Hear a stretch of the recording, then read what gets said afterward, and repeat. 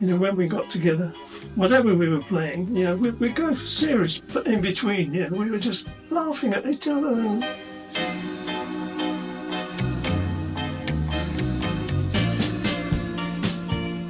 you left the Ivy League in 1966 and left them to carry on get on with it. without you, but with Yes. Tony Burrows replacing you. Yes. Ken was still with the Ivy League when John had left. It carried on as a group. The Ivy League carried on, but John was writing with other people because Ken was touring and not on the scene. And I didn't want to tour. That's why I left. Basically, wasn't it? You never enjoyed it, so No. you took I wanted to write more songs. the opportunity, Just stay in, yeah. and then you started to work with other people in Denmark Street based on your publishers in Southern. There used to be a basic group of musicians around Denmark Street about Southern music. Yeah. And two of those that you used quite frequently were Robin Shaw and Mickey Keane. Yeah. And you worked with them and you started to write songs with them. Yeah, they were good, really good players. I was still working full time. We didn't even contemplate eventually writing together because you were still involved with other people based at Southern, and you wrote some songs with them, and turned out you thought viable hits and became Ministry of Sound.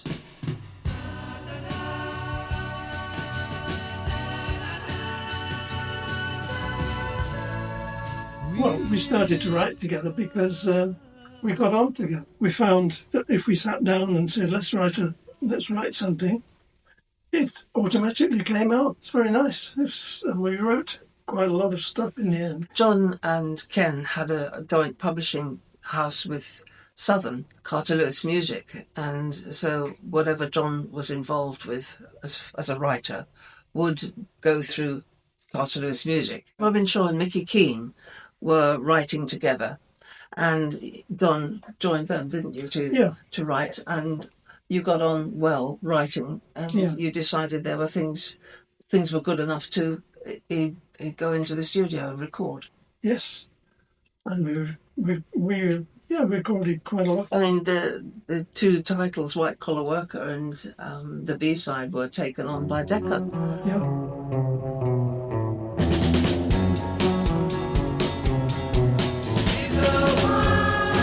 That was a collaboration between you and Mickey and Robin, and you produced it. Yeah. And the B-side, Backseat Driver, was the B-side.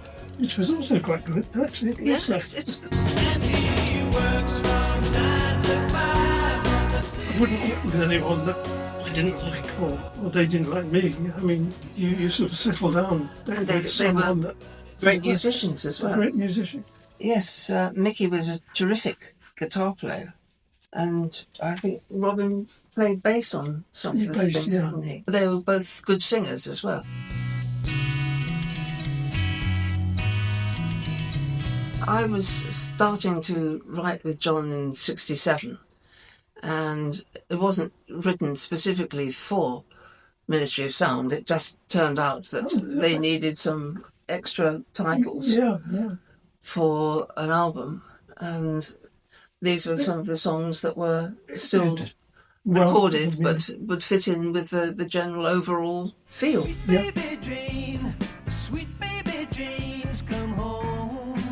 Well, I found this letter from an agent called Lisa Denton, who must have been involved in promoting the Ministry of Sound. I don't have anything else about them.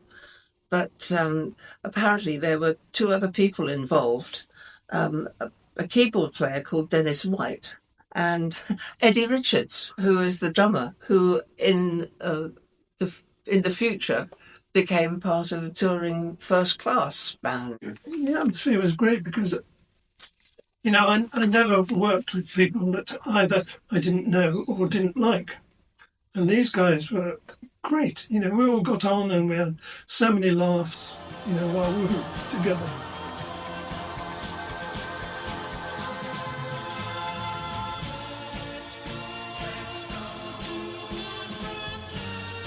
The band was comprised of the people who did the recording in the studio. As far as Decca was concerned, they simply accepted that they'd like to release it on the DRAM label, but Decca had no say in putting the band together. 67 was the Flower Power year, wasn't it? Peace of love and demonstrations in America of everybody gathering on the streets and a gigantic love-in, and so it was something in the air, wasn't there? About you felt that time. Okay, let's have a go at that. And, we did write things in that kind of way.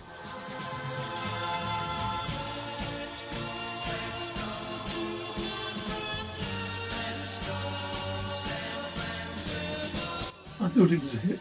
Well, yes, you have to think these things because then you decide, you approach record company with them, hoping that they'll think it a hit as well. Yeah, and sometimes you had to go through 3 or 4 places before someone said, "Oh, I like this, I think it's a hit." And you say, "Okay, let's do a deal."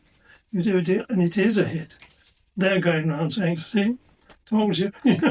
Flower Pot Men was the name that the record company decided to give to the group. I mean, the group was Tony Burrows and session musicians, the people that you used on the recording. Yeah. You didn't think of it as, we must have a group called the Flower Pot Men and let's get together and make a record with them. The record was produced and you presented it to.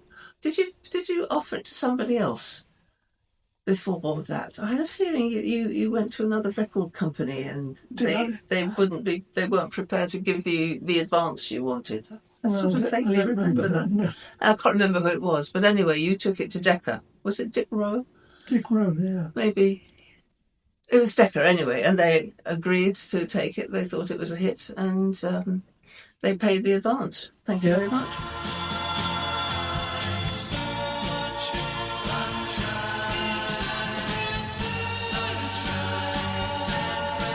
Because it was the Flower Power era, and it was vaguely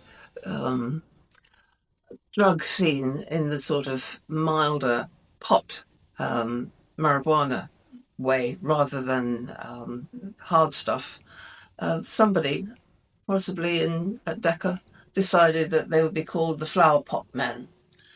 Coming from the children's television series, which involved 2 puppets, marionettes, made from flower pots, called Bill and Ben. And it was a very, very young children's TV series. And they must have thought, well, flower power, flower, pot, men. And some brilliant guy decided that was going to be the group name. Really nothing to do with you, was it? It wasn't a case of we'll decide to form a group. It was fine. Calling it that. It was a hit, so yeah. I see tomorrow. It was great working with Tony because he made you laugh all the time. And that's something you need, because you get sometimes a bit, and what are we going to do about this? What are we going to do? And Tony would just turn up and give you this is what we're going to do. And you'll all start laughing. But he got you out of that way of being, oh dear. What I can say is we had great fun together. When we got together, whatever we were playing, we'd go serious. But in between, we were just laughing at each other.